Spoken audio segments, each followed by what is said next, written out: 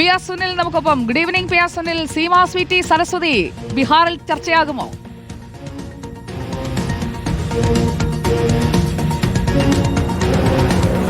തീർച്ചയായും ബീഹാർ തെരഞ്ഞെടുപ്പിൽ ചർച്ചയാകുന്ന തരത്തിൽ തന്നെയുള്ള വലിയ വെളിപ്പെടുത്തലാണ് ഏതായാലും ഇന്ന് രാഹുൽ ഗാന്ധി നടത്തിയിരിക്കുന്നത്. വളരെ ശ്രദ്ധേയമായൊരു കാര്യം രാഹുൽ ഗാന്ധി ഇന്ന് പറഞ്ഞത്, ഹരിയാനയിൽ നടത്തിയിട്ടുള്ള ഈ തട്ടിപ്പ് ബീഹാറിൽ നടപ്പാക്കിയിട്ടുണ്ടെങ്കിൽ ബീഹാറിൽ ഒരു മാറ്റവും ഉണ്ടാകാൻ പോകുന്നില്ല എന്നുകൂടി രാഹുൽ ഗാന്ധി പറയുകയാണ്. അപ്പോൾ ബീഹാറിൽ ഒരുപക്ഷെ ഈ ഒരു വോട്ട് ചോരി നടന്നിട്ടുണ്ട് എങ്കിൽ ബീഹാറിൽ ഇന്ത്യ സഖ്യത്തിന് മഹാസഖ്യത്തിന് യാതൊരു പ്രതീക്ഷയും വേണ്ട എന്നുകൂടി രാഹുൽ ഗാന്ധി പറയുകയാണ്. ഏതായാലും ഹരിയാനയിലെ ചില മണ്ഡലങ്ങൾ എടുത്തുകാട്ടിക്കൊണ്ടാണ് ഓരോ മണ്ഡലത്തിൽ എങ്ങനെയാണ് വോട്ട് കൃത്രിമം നടന്നത് എന്ന് രാഹുൽ ഗാന്ധി ചൂണ്ടിക്കാണിക്കുന്നത്.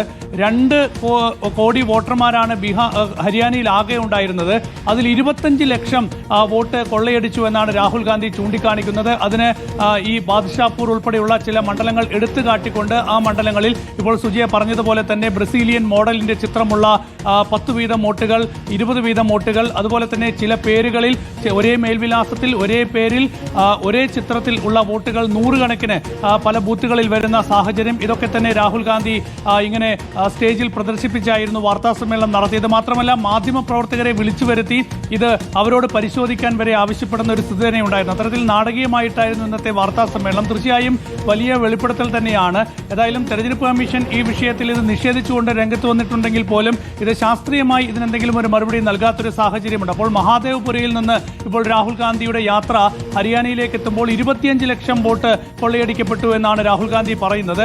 വോട്ട് കൊള്ള എന്ന് മാത്രമല്ല, സർക്കാർ ചോരിയാണ് നടന്നിരിക്കുന്നത്. ഓപ്പറേഷൻ സർക്കാർ ചോരി നടന്നു എന്നാണ് രാഹുൽ ഗാന്ധി ആരോപിക്കുന്നത്. ഏതായാലും നാളെ ബീഹാർ പോളിംഗ് ബൂത്തിലേക്ക് പോകുമ്പോൾ തീർച്ചയായും ഇത് വലിയ ചർച്ചയാകാനുള്ള സാധ്യത തള്ളിക്കളയാനാകില്ല.